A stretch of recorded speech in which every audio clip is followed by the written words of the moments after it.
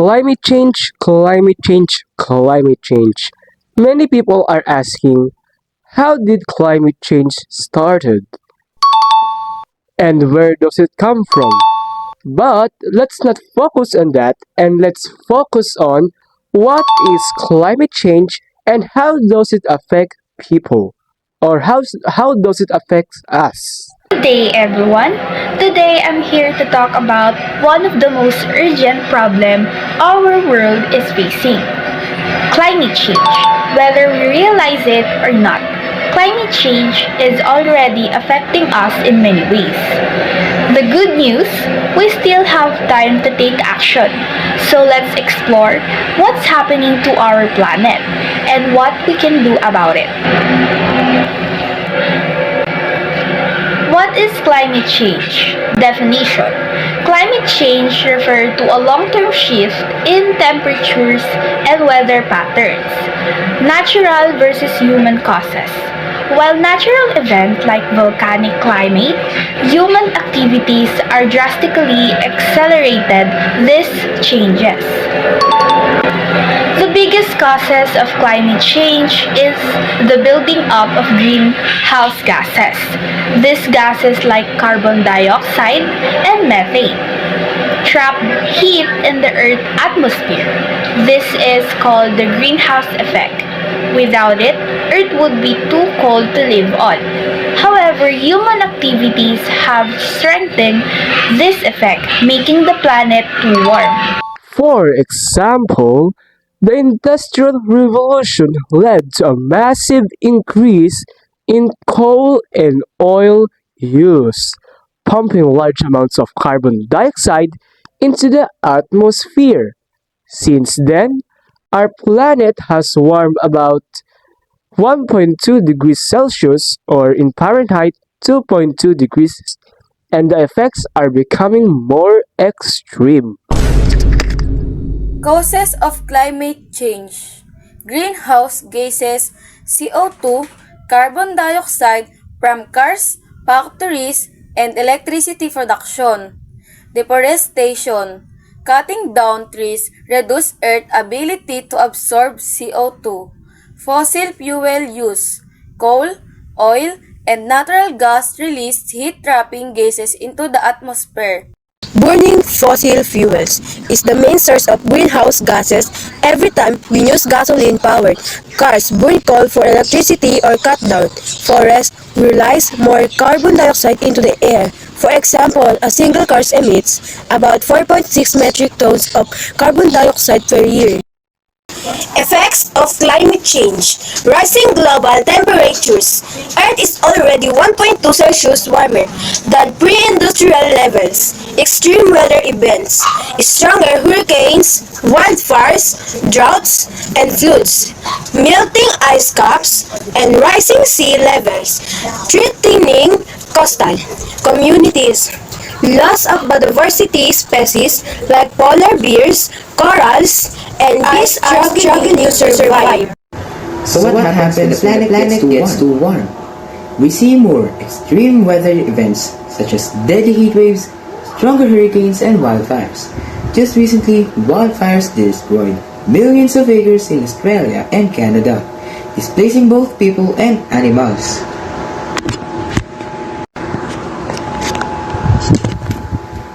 Another major issue is rising sea levels as ice caps in Antarctica and Greenland melt. Coastal cities like Manila, New York, and Jakarta are at risk of flooding. If we don't act, some islands may disappear entirely. Climate change is also threatens wildlife. For example, polar bears struggle to find food as Arctic ice melts, and coral reefs are dying due to the rising ocean temperatures. This loss of biodiversity affects the entire ecosystem, including humans. How climate change affects us? Food and water shortage. Drought harm crops, reducing food supply. Health risk. Increased heat waves cause heat strokes and spread diseases. Economic damage. Floods and hurricanes destroy homes, roads, and businesses. Some people think climate change only affect the environment, but it is also affect us directly. For example, rising temperatures can lead to severe droughts, which reduce food production. Did you know in Africa, droughts have been caused food shortages, leaving millions of people hungry. And also in California, United States of America, farmers are struggling with less water for crops, which means in California it's hard to farm. Climate change also increases health risk. Extreme heat waves have become more common, causing thousands of deaths worldwide. Additionally, mosquitoes that spread diseases like malaria and dengue thrive in warmer temperatures, putting millions of lives in risk. On top of that, the cost of climate-related disasters is rising. Hurricanes, wildfires, floods cost billions of dollars in damage each year. Just think about Hurricane Katrina, which cost over 125 billion in damage in the US. Oh my god. Oh my What we can do? Reduce carbon footprint. Use renewable energy, turn off used lights and save electricity. Plant trees. Reforestation absorbs CO2 and help prevent floods. Use sustainable transport.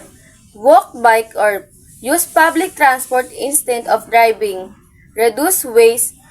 Avoid plastic, recycle and compost food waste. Now, the big question, what can we do about it? The good news is the small actions, when done by millions of people, can create a big impact. Planting trees is another simple yet a powerful action. A single tree can absorb about 48 pounds of carbon dioxide per year. Imagine how much we could reduce global warming if everyone planted a single tree. And also, transportation is also a key factor. Walking, biking, or using a public transportation instead of driving reduces carbon dioxide emissions. Did you know that if you take a public transit instead of driving just twice a week, you can cut your carbon emissions by over 2,000 pounds a year? Imagine that. So simple, but yet so powerful action. Finally, reducing waste is crucial. Recycling and composting help lower the amount of garbage that end up in landfills, a powerful greenhouse gas. Call to action. Encourage small everyday changes. Every action counts. Support climate-friendly policies. Vote for leaders who prioritize the environment. Spread awareness. Educate friends and family about climate change. It is now the time to act. We may feel like our small actions don't matter, but if millions of people make changes, we can slow down climate change. Encourage your family and friends to make eco-friendly choices. Support leaders who take climate change seriously. Most importantly, continue learning and spreading awareness. We don't have a backup planet. The Earth is our only home, and it's our responsibility to protect it. Let's work together for a greener, healthier future.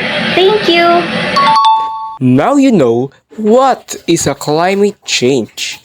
This is a group presentation of Group 5. Thank you for watching. Stay safe, stay alert, and stay aware.